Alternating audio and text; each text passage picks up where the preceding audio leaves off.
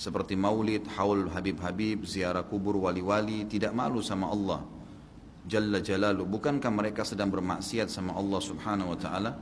Ini semua dilakukan karena seseorang menganggap itu adalah perbuatan baik.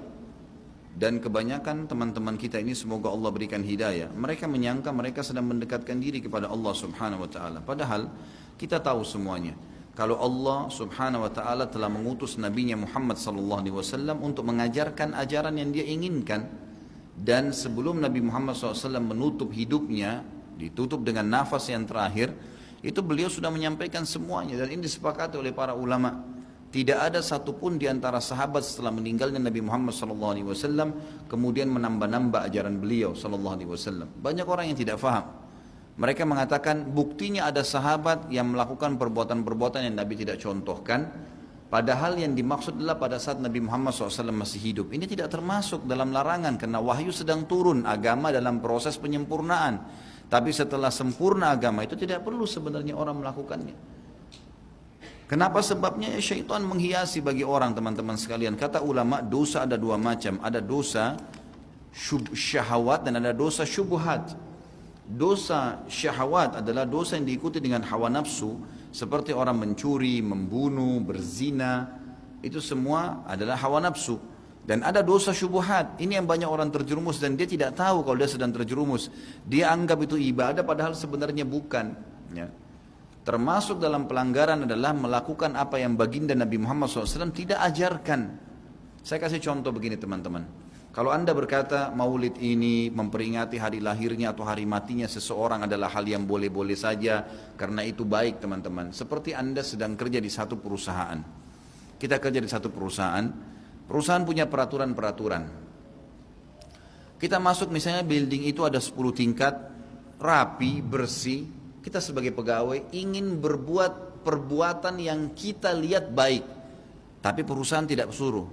Seperti misalnya kita membeli kembang, kita taruh kembang di pintu utama masuk kantor. Pemilik perusahaan tidak mau itu. Kalau dia mau dia sudah taruh kembang. Niat kita baik. Atau kita merombak settingan yang ada di kantor yang sudah ditaruh, meja, komputer, atau lampunya kita ganti warnanya, atau kita ubah settingannya. Saya yakin pemilik perusahaan tidak akan setuju walaupun itu niatnya baik. Itu rasional sekali. Bagaimana dengan orang yang sudah Allah sempurnakan agamanya lalu dia buat-buat dengan alasan itu baik. Walaupun bunga tadi wangi, walaupun settingan itu bagus, yang punya nggak mau, gitu kan? Kalau dia mau dia sudah suruh, dia bisa suruh. Allah Subhanahu wa Ta'ala maha sempurna dan Allah sudah turunkan dalam surah Al-Maidah ayat 3. A'udzu billahi minasyaitonir rajim. Al-yauma akmaltu lakum dinakum. Hari ini aku sudah sempurnakan agama kalian. Enggak butuh lagi tambahan. Kata Ibnu Katsir, kata para ulama tafsir, menandakan orang Islam tidak butuh lagi ajaran apapun. Wa atmamtu alaikum ni'mati, dan nikmatku akan aku sempurnakan. Maknanya kalau kalian yakini dan jalankan agama kalian yang sudah saya sempurnakan. Wa raditu lakumul Islam madina, dan aku ridha kalau kalian beragama Islam. Dengan Islam aku akan terima, selain Islam aku tidak akan terima. Itu maknanya. Jadi tidak perlu tambah-tambahan teman-teman sekalian. Kalau Nabi Muhammad SAW tidak pernah lakukan maulid, kenapa anda lakukan? Apa maunya gitu loh. Tanya coba, pasti mereka bilang Nabi nggak pernah lakukan, para sahabat tidak melakukan. Sampai saya pernah berkata kepada beberapa teman yang sudah sampai pada level ustadz-ustadz, kiai-kiai yang mereka masukkan, saya bilang, akhi, tolong datangkan kepada saya satu saja pendapat, tidak usah dari para sahabat, tidak usah dari para tabi'in, 4 orang imam saja, Imam Ahmad, Imam Malik, Imam Syafi'i, Imam Abu Hanifah, ada enggak satu saja statement mereka yang suruh buat maulid? Coba datangkan kepada saya. Tidak pernah ada, satu pun tidak ada statement mereka. Dan itu muncul justru setelah mereka meninggal. Imam Abu Hanifah meninggal tahun 150 Hijriah, Imam Malik meninggal 179 Hijriah, Imam Syafi'i meninggal 204, Imam Ahmad meninggal 240 Hijriah. Itu munculnya maulid di tahun pas Imam Ahmad terakhir tuh, 10 tahun sebelum meninggal, 230 Hijriah oleh orang-orang Syiah yang ada di Mesir. Itu mereka lakukan. Karena mereka mau mencontohi ya, yang dilakukan oleh orang-orang Nasrani merayakan hari lahirnya Nabi Isa alaihissalam. Banyak orang bilang ini kan cuma untuk syiar. Syiar akhi, sampaikan sejarah Nabi Muhammad SAW. Sampaikan majelis ilmu, bukan dengan membuat-buat yang Nabi kita tidak lakukan, gitu kan?